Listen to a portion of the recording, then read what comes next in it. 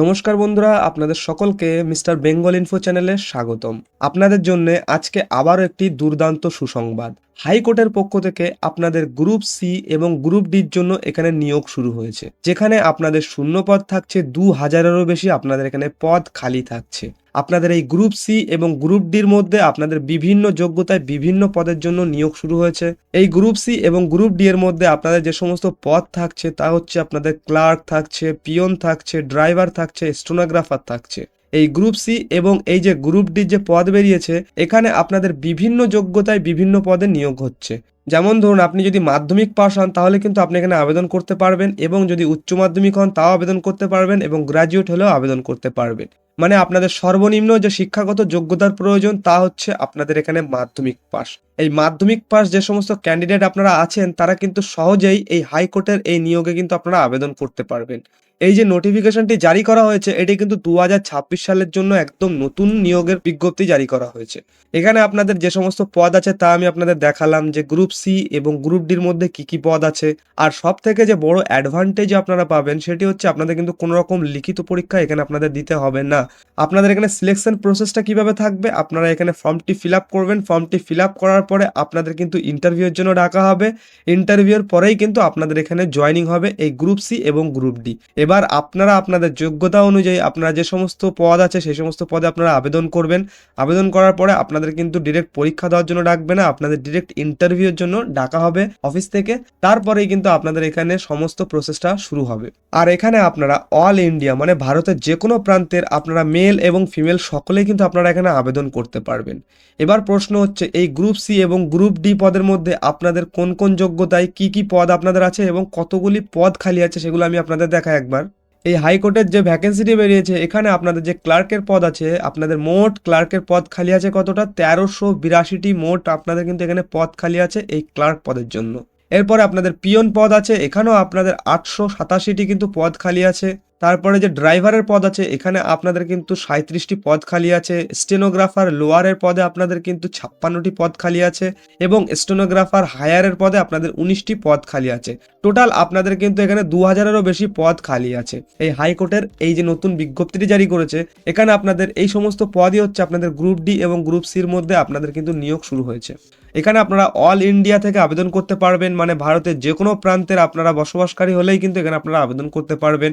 আপনারা মেল এবং ফিমেল সকলে আবেদন করতে পারবেন। কিন্তু এর মধ্যে একটা কিন্তু আছে, সেটি হচ্ছে আপনাদের এই যে ড্রাইভার পদটি আছে আমি আপনাদের দেখালাম, এখানে কিন্তু শুধুমাত্র আপনারা কিন্তু পুরুষ যারা তারাই আবেদন করতে পারবেন এই ড্রাইভার পদে। তাছাড়া যারা মহিলা আছেন, এই মহিলারা অন্যান্য যে সমস্ত পদ আছে সেই সমস্ত পদে কিন্তু আপনারা আবেদন করতে পারবেন। এখানে এই যে ড্রাইভার পদ, এই ড্রাইভার পদে শুধুমাত্র আপনারা মেলরা আবেদন করতে পারবেন। ঠিক আছে, তো আশা করি বোঝা যাচ্ছে। আর এই চাকরিটি আপনারা অল ইন্ডিয়া থেকে আবেদন করতে পারছেন। সেই কারণেই বলছি, আপনারা কিন্তু কমেন্টে অবশ্যই জানাবেন যে আপনারা কোথা থেকে ভিডিওটা দেখছেন। আপনাদের ঠিকানা অনুযায়ী যে সমস্ত ভ্যাকেন্সি বেরোয় সরকারি এবং বেসরকারি, সেই সমস্ত ভ্যাকেন্সির রিপোর্ট কিন্তু আমি আপনাদের সামনে সবার আগে পৌঁছাতে পারবো।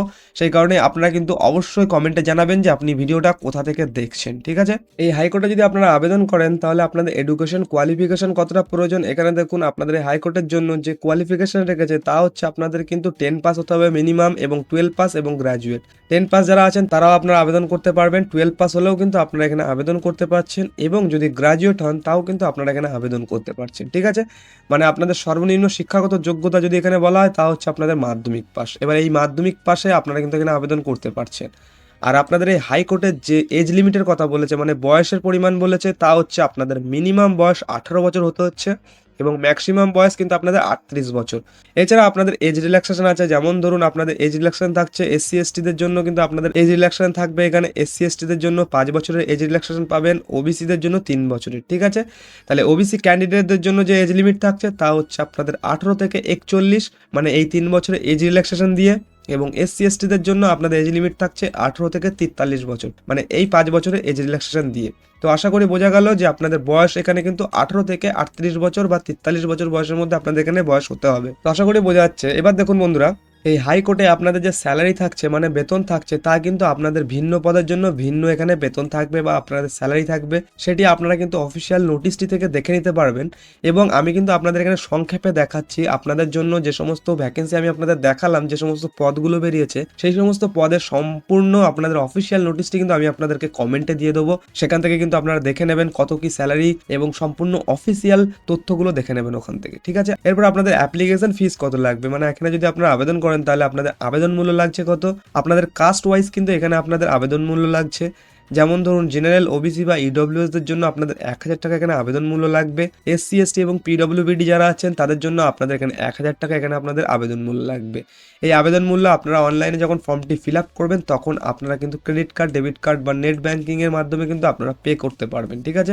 এছাড়া অন্যান্য গুরুত্বপূর্ণ তথ্য যদি আপনারা জানতে চান তাহলে কিন্তু অফিসিয়াল নোটিফিকেশনটা অবশ্যই ভিজিট করবেন। আমি কিন্তু কমেন্টে আপনাদের যে সমস্ত পদ দেখালাম সব পদের জন্য যে সমস্ত নোটিশগুলো বেরিয়েছে সব নোটিশগুলো আমি পিন কমেন্টে আপনাদের দিয়ে দেবো, ঠিক আছে। তবু আমি আপনাদের দেখাই বন্ধুরা, এখানে দেখুন যে ক্লার্ক পদটির জন্য বলেছিলাম সেখানে আপনাদের স্যালারি দেখতে পাচ্ছেন, এখানে আপনাদের স্যালারির কথা এখানে বলে দিয়েছে, আপনাদের কতগুলি পদ আছে, ঠিক আছে, টোটাল ভ্যাকেন্সি কতগুলি আছে, কোন কোন কোর্ট আছে সমস্ত কিছু, তারপরে আপনাদের এজ লিমিট কত বলেছে এখানে, সেই সমস্ত এজ লিমিটটা আপনারা কিন্তু এখান থেকে দেখে নিতে পারবেন।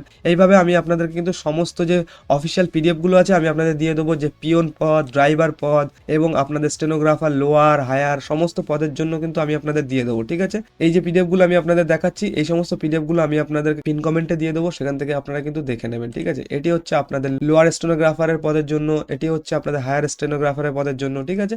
এই সমস্ত যে পিডিএফগুলো আছে অফিসিয়াল নোটিশ এগুলো কিন্তু আপনারা কিন্তু খুবই মনোযোগ সহকারে দেখবেন, ঠিক আছে। তো আশা করি বোঝা গেল বন্ধুরা, আর ভিডিওটা আশা করি আপনাদের কাছে ইনফরমেটিভ লেগেছে। এই ধরনের সরকারি এবং বেসরকারি চাকরির খবর সবার আগে পেতে আমাদের মিস্টার বেঙ্গল ইনফো চ্যানেলটি কিন্তু অবশ্যই সাবস্ক্রাইব করে রাখবেন, আর এই ভিডিওটিকে কিন্তু অবশ্যই একটি লাইক করবেন। আর আপনাদের যে কাজটি আমি আপনাদের বললাম যে কমেন্টে জানাবেন যে আপনারা ভিডিওটা কোথা থেকে দেখছেন, তাহলে কিন্তু আপনাদের ঠিকানা অনুযায়ী যে সমস্ত জব ভ্যাকেন্সি বেরোয় সেগুলো কিন্তু আমি আপনাদের সামনে সবার আগে পৌঁছে দিতে পারবো।